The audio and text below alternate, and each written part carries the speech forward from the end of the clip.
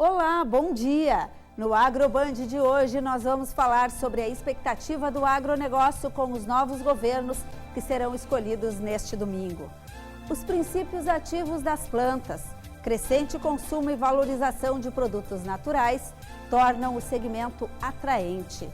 Para incrementar o consumo de ovos no estado, a Associação Gaúcha de Avicultura promove o projeto Ovos RS. Saiba os detalhes do estudo que mapeou a cadeia produtiva de bovinos no Rio Grande do Sul. Eu sou Lizemara Prates, fique com a gente porque o AgroBand está no ar.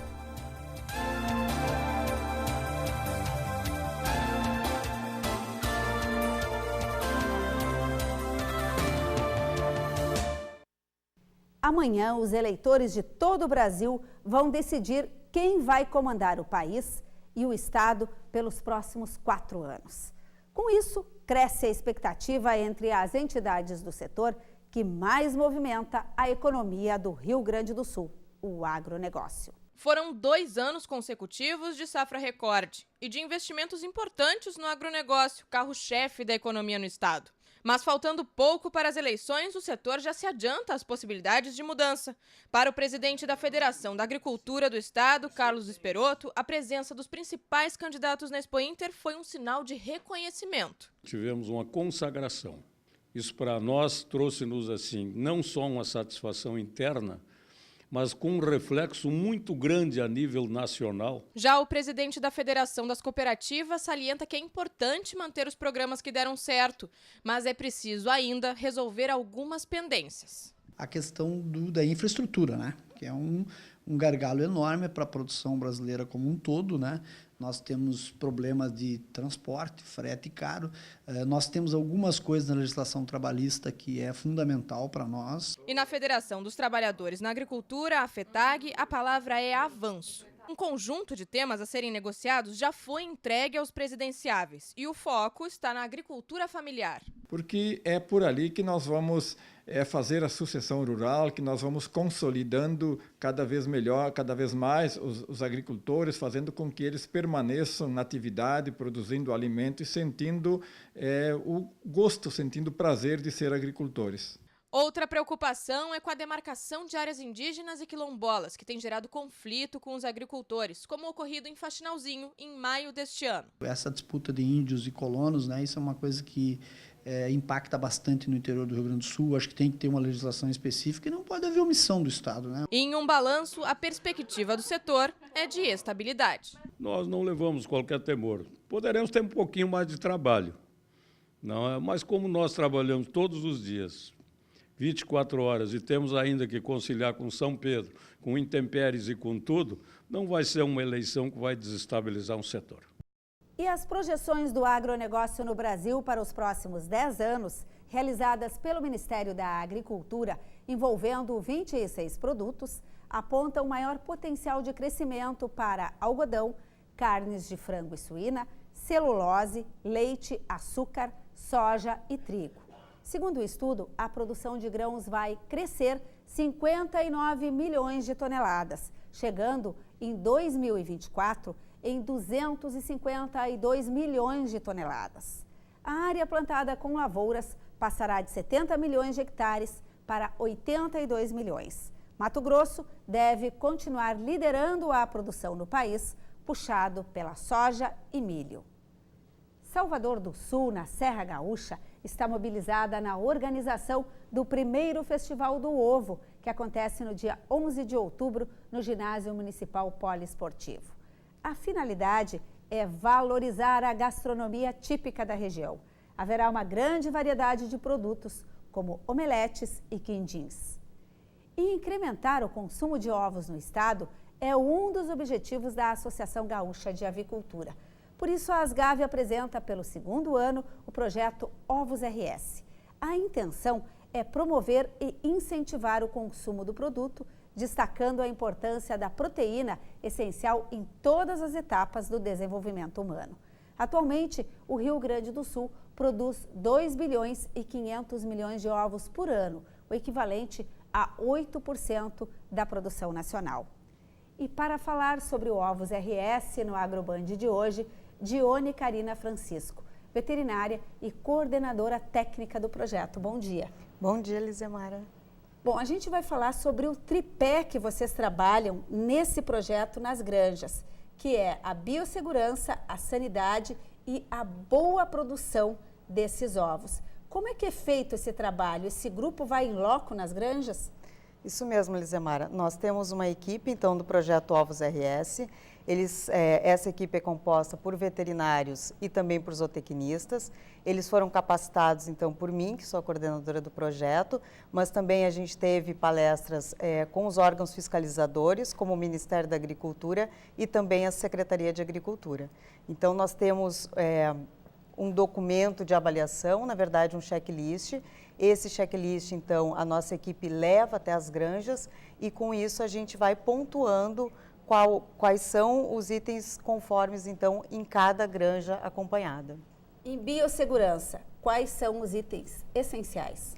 Bom, nós temos já desde a entrada da granja que deve ser avaliada. Então, essa granja ela não pode permitir a entrada de qualquer pessoa, com vistas a que a gente não tenha a entrada de algum patógeno, então, nessa granja. Então, nós temos a questão das barreiras, a entrada dessa granja, nós temos a cobertura vegetal, que deve ser observada, também temos toda a questão de manejo de dados da produção, de vacinação das aves naqueles galpões que ainda são do tipo californiano, e também temos a questão do monitoramento para salmonela, por exemplo. Aliás, salmonela é uma preocupação e cresce agora nos meses quentes. O que deve ser feito para evitar a ocorrência da salmonela? Bom, o primeiro passo que nós temos, então, é exatamente nas granjas, em que a gente tem esse cuidado, então, e esse monitoramento com relação à salmonela, e ela deve continuar, então, depois que esses ovos vão ao varejo. Então, o consumidor, ele precisa estar atento às formas de conservação e de uso dos ovos também. Então, por exemplo, o acondicionamento correto desses ovos em geladeira sempre. No supermercado, os pontos de venda, eles não ficam na geladeira, mas em casa devem ficar. Eles não ficam, a gente ainda não tem nenhuma legislação que determine a refrigeração dos ovos, mas é bom que o consumidor os guarde dessa maneira, porque a gente tem um ambiente em casa que é muito mais quente do que no supermercado. Se nós pensarmos o varejo, todo ele é climatizado, o que não vai acontecer em casa. Então, por exemplo, nós poderíamos ter esses ovos estando próximo a uma janela, então tendo contato com o sol, ou mesmo em temperaturas muito altas dentro dessa cozinha. Então, o interessante é que ele seja guardado refrigerado. E tem que lavar o ovo na hora de utilizar? De jeito nenhum. Os ovos eles já vêm lavados, então, da indústria, e o consumidor deve apenas acondicioná-lo como ele comprou. E o que determina o ovo de casca branca e de casca amarela? Tem uma diferença no custo também de produção desse ovo, porque na hora de comprar o amarelo custa mais caro do que o branco. Isso, nós temos uma diferença, na verdade, com relação à casca, que depende da genética, da linhagem dessas aves. Então, nós temos aves que são brancas e, com isso, elas terão ovos de casca branca. E nós temos linhagens mais amarronzadas, nos quais a gente tem, então, os ovos vermelhos. Com relação ao custo do ovo, a gente tem um custo de produção maior com relação às galinhas que são de linhagens de ovos vermelhos. Quanto à alimentação, as galinhas caipiras que são criadas nos quintais, a campo, como a gente diz, ficam ciscando. Elas têm um ovo normalmente com uma gema mais vermelhinha. Por quê? Bom, essa é uma predileção do consumidor, uma gema com uma coloração mais avermelhada. Na verdade, isso depende da alimentação da ave. É o milho que faz essa diferença? Um dos fatores é exatamente o milho, porque ele contém muitos carotenoides, mas nós já temos alguns instrumentos, então, nutricionais para que a gente consiga ter um ovo com uma gema mais amarela. É importante dizer que o ovo com gema mais amarela, ele é um atrativo visual. A gente não tem uma interferência nutricional nas características desses ovos. E hoje a gente vê ovo com ômega 3, com nutrientes diferentes. Como que acontece isso? Também é via alimentação dessas aves. A gente pode ter o acréscimo de alguns nutrientes, então, que são passados via alimentação dessas aves e que vão chegar até o ovo. E em relação ao mito do colesterol, o ovo, a gema mais vermelha, menos vermelha, contém mais colesterol ou não? O que tem de verdade? Na verdade, o ovo contém colesterol, como toda proteína de origem animal, e é importante dizer ao consumidor que o colesterol ele é um nutriente importante para a nossa saúde também. É claro que não deve ser consumido em excesso, como nenhum outro alimento, né? Mas esse nível de colesterol ele não é determinado, por exemplo, pela cor. E um ovo equivale a um bifinho? Um ovo ele é uma proteína de alto valor biológico, então nós estamos muito bem nutridos quando nós consumimos ovo. Com certeza ele é equivalente. Vamos sair do ovo e vamos entrar no frango, na ave. Muito se fala também do mito dos anabolizantes. Por que adquire tanto peso um frango em tão pouco tempo, num ciclo que vai de 42 a 45 dias para o abate já de uma ave adulta? Como eles ganham tanto peso? Bom, o consumidor acredito que tenha um pouco de receio com relação a esse peso ser atingido tão rapidamente, porque ele está muito distante do meio rural. Né? Para quem trabalha no meio rural, já sabe que nós temos um tripé na avicultura, que é genética, então nós temos hoje linhagens que conseguem alcançar esse peso num tempo muito mais curto do que antigamente. Nós temos toda a questão do manejo e da sanidade também dessas aves, vacinações, enfim, todos os cuidados que o produtor tem com essas aves.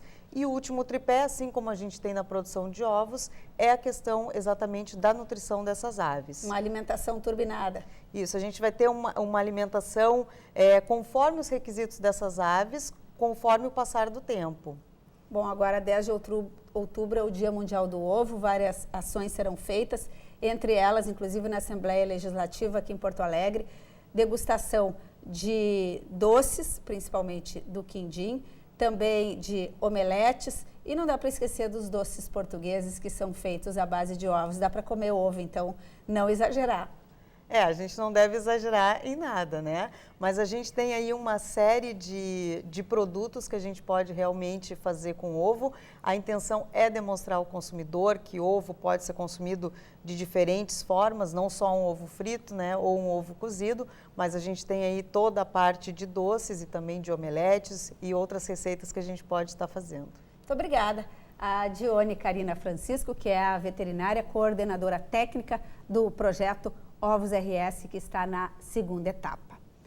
A Embrapa Trigo está investigando a ocorrência de doenças nas lavouras por causa do excesso de umidade e do clima quente. A novidade é a brusone, problema até então frequente no Brasil Central, norte do Paraná, Mato Grosso do Sul e São Paulo. Os sintomas da doença nas lavouras gaúchas apareceram em setembro. Epidemias de brusone acontecem em anos chuvosos, quando a alta umidade e aumento das temperaturas coincidem com a fase de espigamento do trigo. O resultado é a queda no rendimento em função dos grãos deformados e de baixo peso específico. Os primeiros registros nesta safra foram na região noroeste do Rio Grande do Sul, onde as lavouras estão mais adiantadas.